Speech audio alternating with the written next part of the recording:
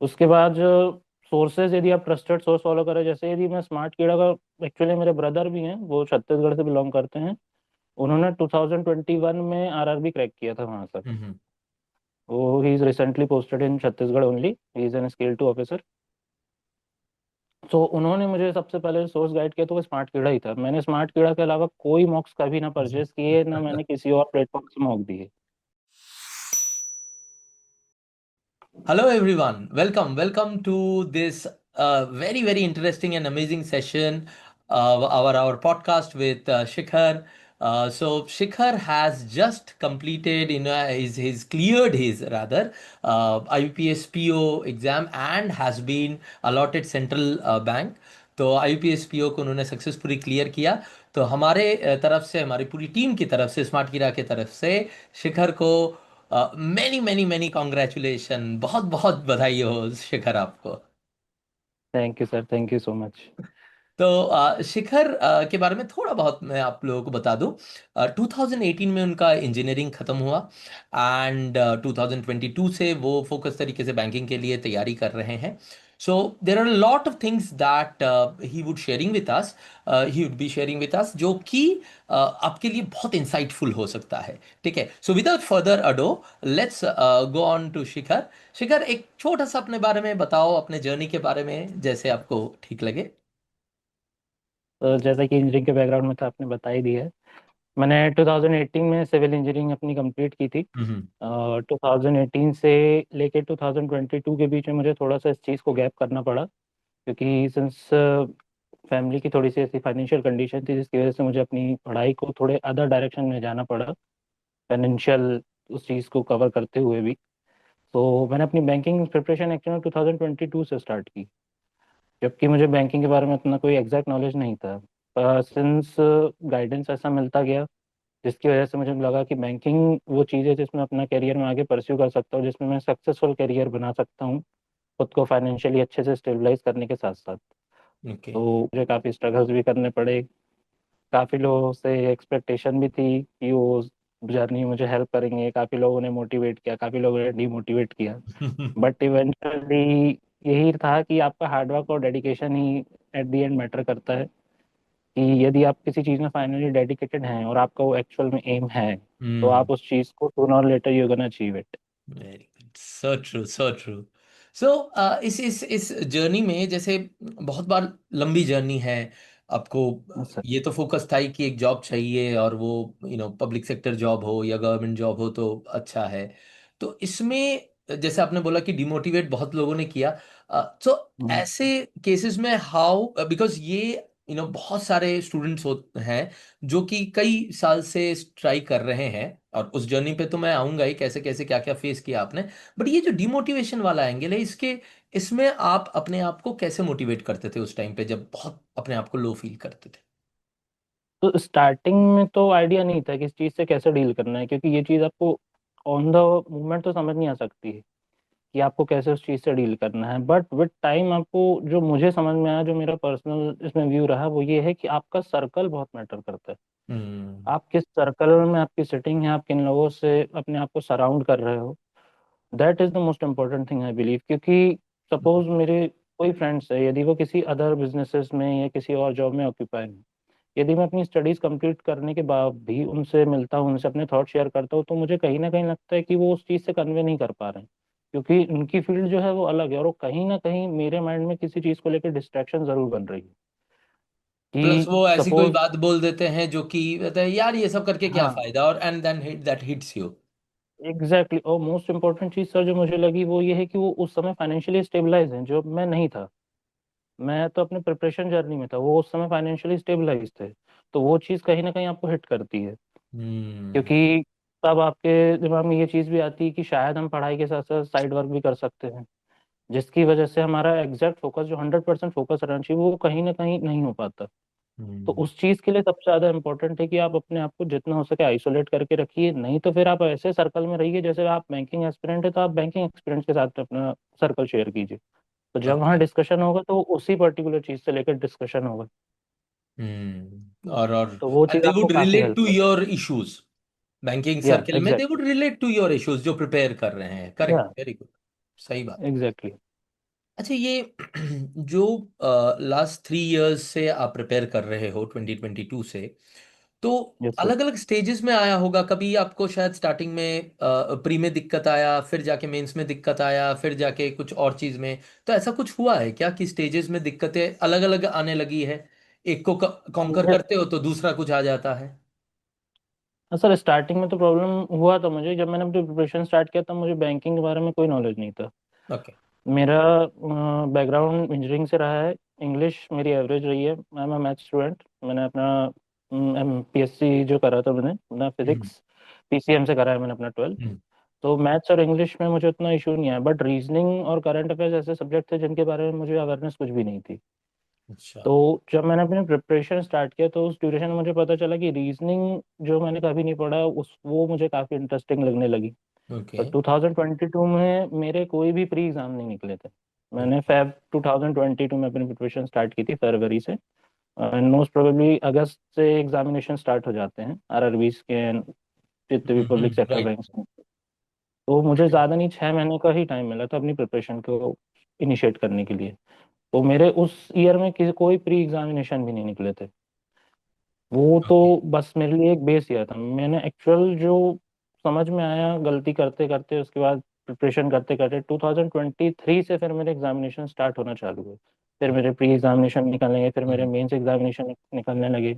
फिर उसके बाद इंटरव्यू की स्टेज तक मैं पहुंचने लगा।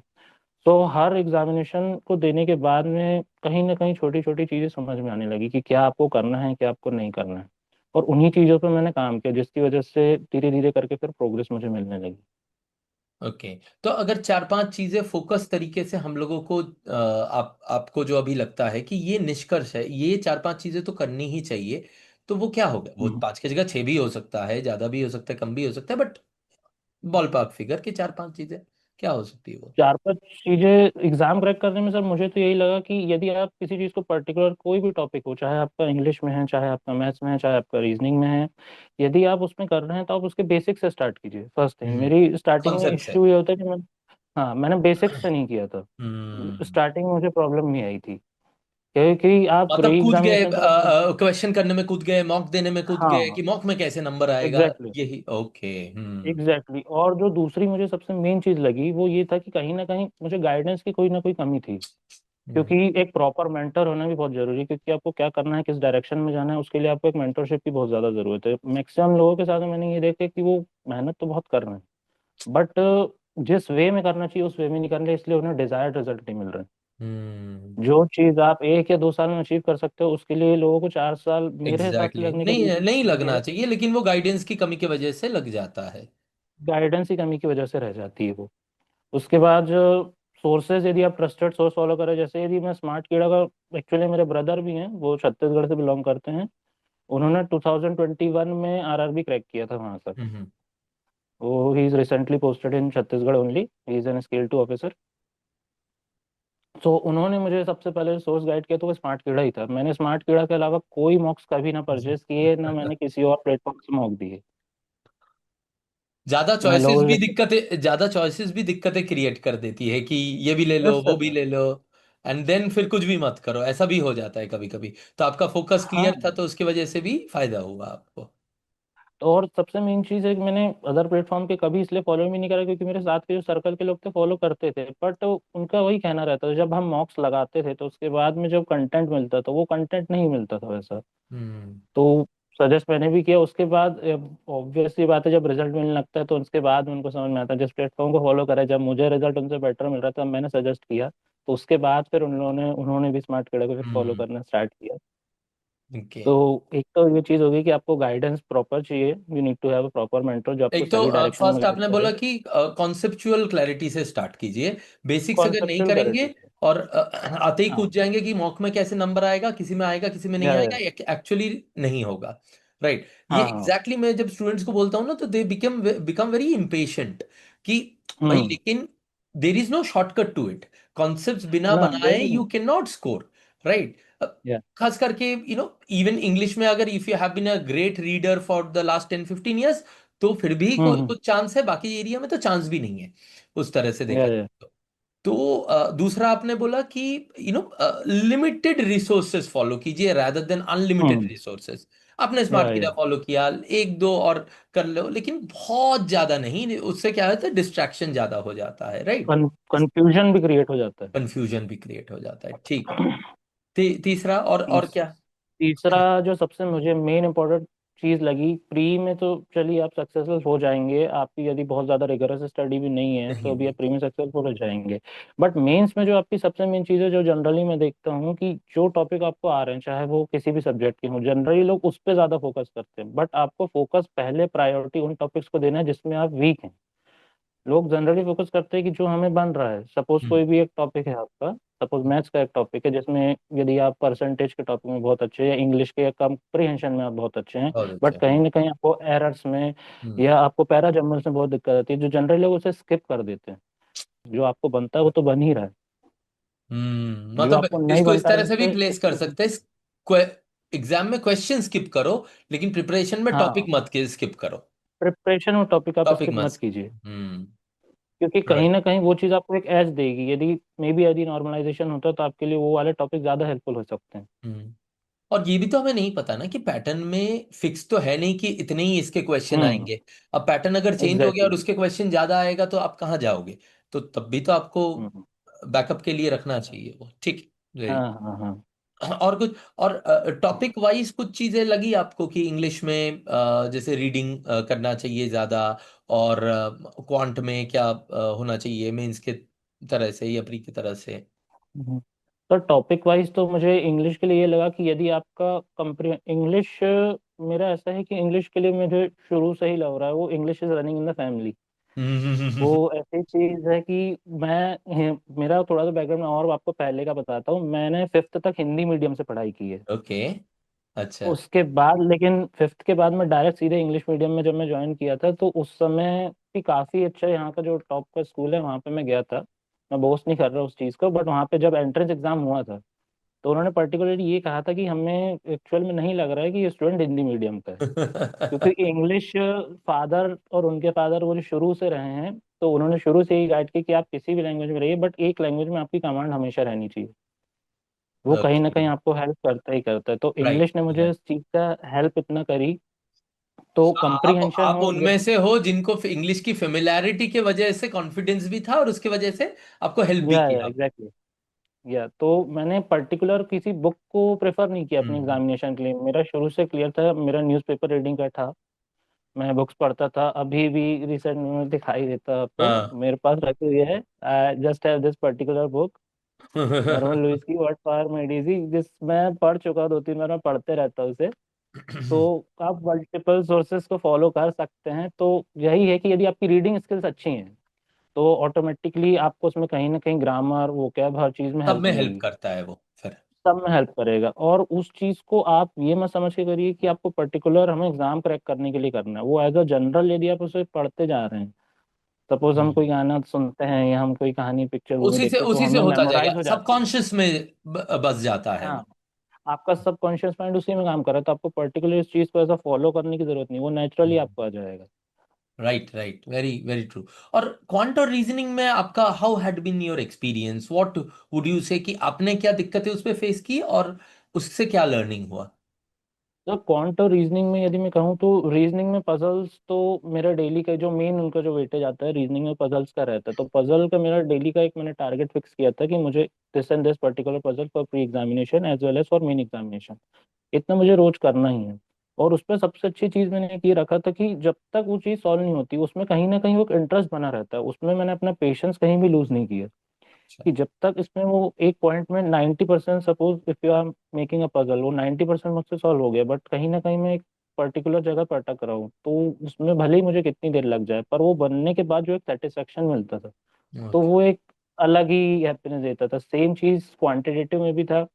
क्वांटिटेटिव में जो मेन आपका सेगमेंट आता है डीआईज का रहता है। डीआईज आप हम्म। किसी भी टॉपिक के लिए, चाहे वो परसेंटेजेस की हैं, चाहे वो प्रोबेबिलिटी की है या किसी भी हम्म। और टॉपिक की है, हम्म। वो जब आपको बनने लगती हैं, यदि आप उसको, बहुत अच्छी चीज़ है कि आप उसको ईगो पे लेके करिए कि यदि मुझे नहीं बन रहा है तो जब तक मैं सॉल्व नहीं करूंगा मुझे तब तक उस चीज़ को लेके फील नहीं होगा, कि रिलैक्स फील नहीं होगा। और जब वो एक्चुअल में बन जाता है तो उसके बाद जो फीलिंग रहती है वो अलग ही लेवल की रहती है। वो सो व्हाट इंटरेस्ट आई, आपका हाँ हाँ जी, बोलिए, हाँ सॉरी। वो इंटरेस्ट जो है वो आपका सॉल्व करते करते ही आपका डेवलप होने लगता है उसमें। सो मतलब one thing that I can say, इसको मैं इस तरह से भी आर्टिकुलेट कर सकता हूँ कि खुद के प्रैक्टिस करने से और उसके हो जाने से जो लर्निंग होती है दैट इज अनबीटेबल। हम्म। वो किसी को या सॉल्व करते हुए देख के नहीं आएगा, कॉन्सेप्ट्स आप सीखो, लेकिन या प्रैक्टिस खुद से करो, सॉल्व खुद से करो, उसी से लर्निंग आएगी at the end. At the exactly end, sir. Very good very good. अच्छा, finally general awareness, general awareness में what do you suggest students to? जन 2022 से 2026 की जो सिलेक्शन है उसमें सबसे हार्ड टॉपिक जो मिल रहा है वो जनरल अवेयरनेस का ही रहा है। क्योंकि मेरे जितने एग्जामिनेशन क्लियर हुए थे उसमें कहीं ना कहीं सिर्फ इसी सब्जेक्ट की वजह से मेरे जो सिलेक्शन है वो रुक रहा था, ऐसा रुक मुझे रहे हैं। लगता है।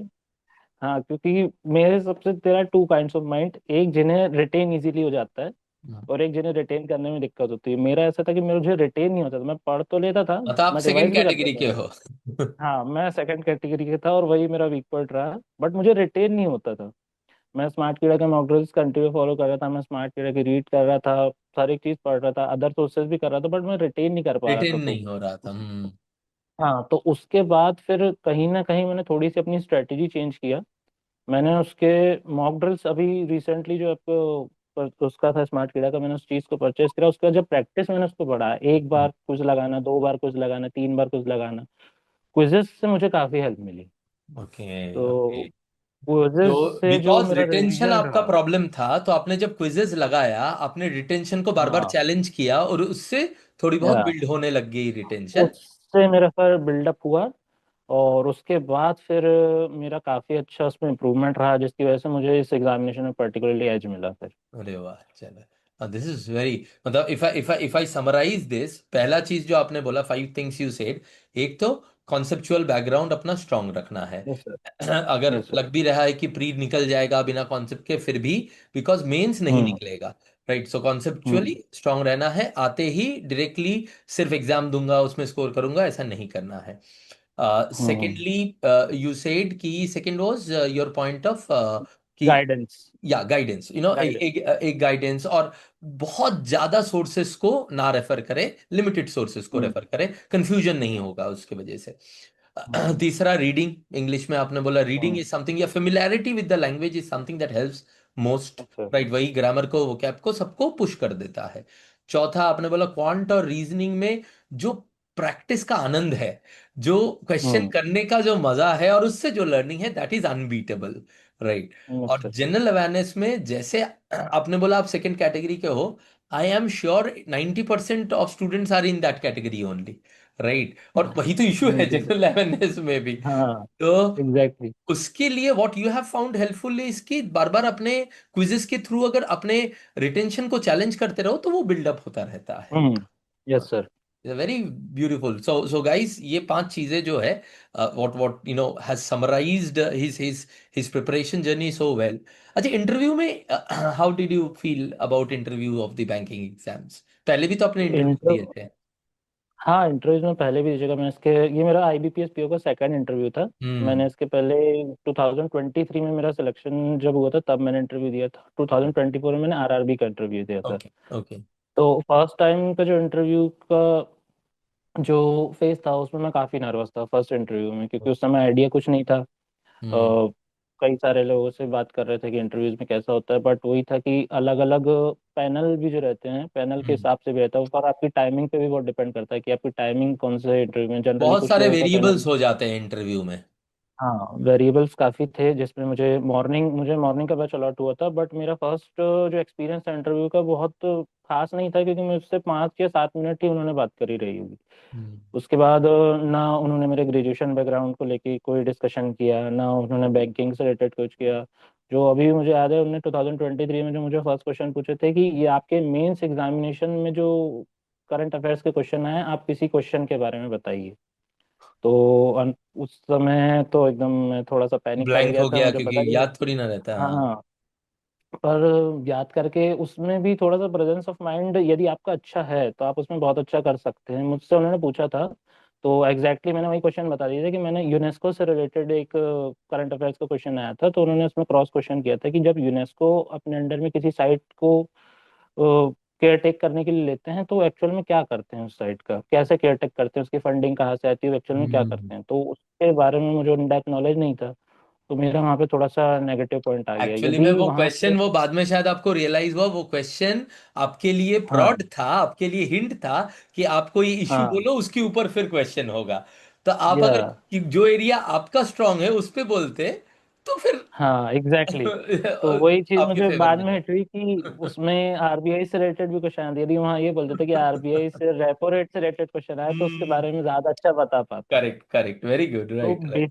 बेसिकली इंटरव्यू में यही चीज होती है कि वो आपसे वही क्वेश्चन पूछेंगे जो आप उन्हें बता रहे हैं। हम्म। यदि आपको किसी टॉपिक के बारे में प्रॉपर इन्फॉर्मेशन है, यदि आप एग्रीकल्चर बैकग्राउंड से, आप इंजीनियरिंग बैकग्राउंड से, यदि आपने कोई एक चीज बोले तो आपसे एक ही क्वेश्चन से 10 क्वेश्चन पूछेंगे, और आपको आते हैं तो ही अच्छा है, यदि आपको नहीं आता तो आप सीधे वहां बता दीजिए कि नहीं आता है, क्योंकि वहां जो बैठे हो वेल एक्सपीरियंस लोग हैं, आप उन्हें किसी भी तरीके से कोई भी रॉन्ग हाँ, क्वेश्चन करेंगे एकदम या रॉन्ग चीट आंसर नहीं कर करेंगे, सकते, so don't try to be over वो smart there. Correct. Over smart exactly, तो वो बिल्कुल आपको जज कर लेंगे।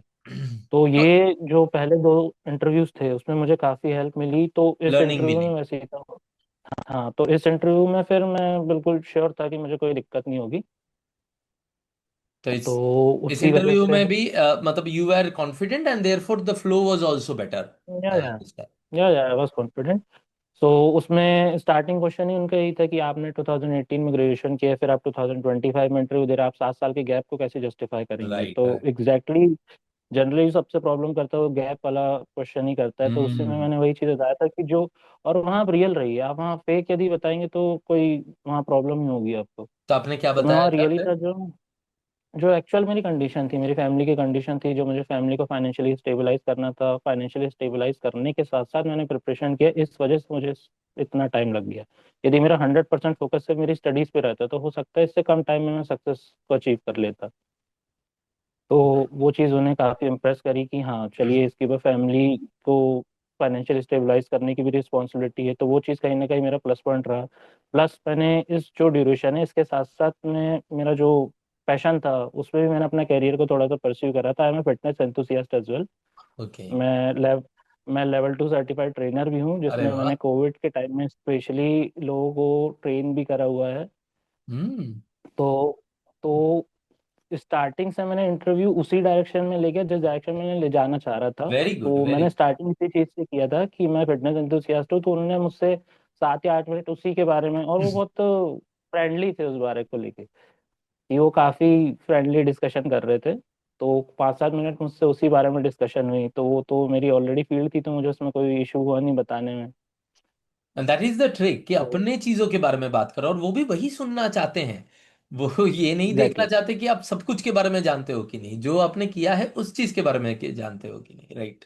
एग्जैक्टली। चलो तो बहुत। पूरा उसके बाद फिर डिफरेंट जो पैनल मेंबर से, किसी ने बैंकिंग से रिलेटेड, मतलब बहुत बेसिक चीज़ें थी, बहुत ज़्यादा उन्होंने कुछ इन डेप्थ नहीं पूछा मुझसे, और बस उतना ही था। तो वो जो प्रीवियस इंटरव्यूज थे तो उसने मुझे काफ़ी हेल्प की है कि क्या चीज़ को कैसे रिस्पॉन्स करना है, इंटरव्यूज को कैसे ड्राइव करना है।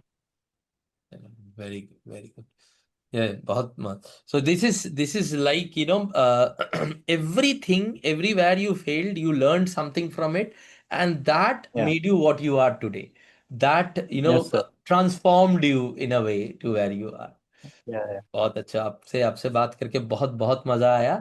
And I'm very sure that the students who would be listening to it would find this very very insightful. So thank once you sir, again, thank a lot of good wishes from my side, from my whole team side. आगे बढ़ो, और ये तो सिर्फ शुरुआत है।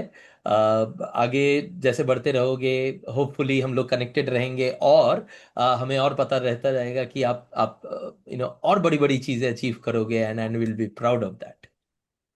Sure sir. Thank you. Thank you very much, bye bye. Thank you sir. Thank you.